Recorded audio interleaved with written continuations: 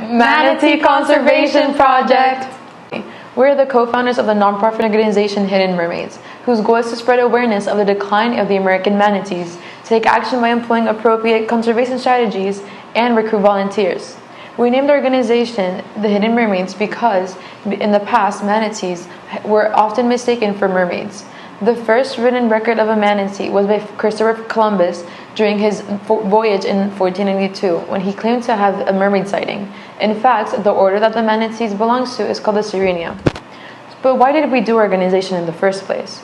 So, firstly, the American manatee has been historically habiting the U.S. Atlantic and Gulf of Mexico, throughout the Caribbean, and as far as Brazil's Atlantic coastline. In recent times, some of them have been found obligated to migrate to other regions. Their hunting, habitat fragmentation, and lots of other factors have fueled this migration. According to the Tampa Bay, it was reported by the U.S. Fish and Wildlife Services as of 2021 that there are at least 13,000 manatees, with more than 6,500 inhabiting southeastern USA and Puerto Rico. Our Indian manatees play an essential role in their grand aquatic ecosystem by consuming large amounts of seagrass, which is around 10% of their own body weight, so about 100 pounds. It prevents overgrowth and ensures the health of the seagrass. This also helps control the mosquito population and prohibits seagrass from blocking important waterways. Furthermore, the Indian manatee consumes more than 65 species of floating and submerged aquatic plants, along with grazing and the seagrass beds. Through this diverse and abundant food consumption, they excrete digestive plants in large amounts. Consequently, their surrounding environment becomes fertilized. Why are they endangered? There are only 250 manatees left in Puerto Rico. Due to the small number, there is very little genetic diversity, which makes them more vulnerable to diseases. Additionally, pollution such as wastewater treatment plants, leaking septic systems, and fertilizer runoff kills the seagrass that they rely on as a source of food, and intoxicates the algae, which kills the manatees when consumed. Because the seagrass which manatees consume is found in shallow water, they are prone to collisions with boats. Only 4% of adult manatees were found to have no scars from boat strikes. In Florida, 90 manatees died from boat collisions in 2020.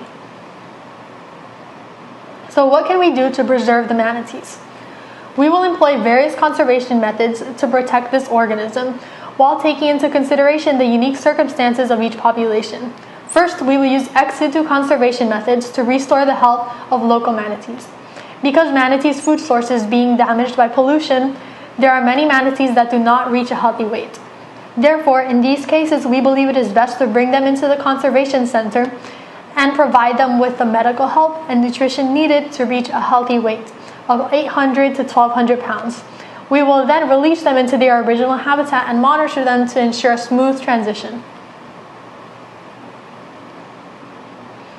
We also recognize the importance of tackling the issue from the source. We would like to advocate for the enactment of laws and regulations that prohibit the leaking of fertilizers or harmful chemicals near these ecosystems because they damage the seagrass. For example, we will impose a fee to any company found to be using unsafe chemicals near the habitats.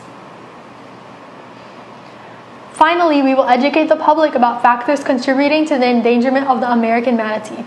We will partner with the organization Centro de Conservación de Manatíes to recruit volunteers to help at the rehabilitation centers. We will also create a campaign to educate people on what to do if they see a manatee and teach boaters on how to avoid hitting the manatees. Finally, we will read books to children such as The Last Manatee to spread awareness about this problem to younger generations who are the future of conservation. So why exactly are we better?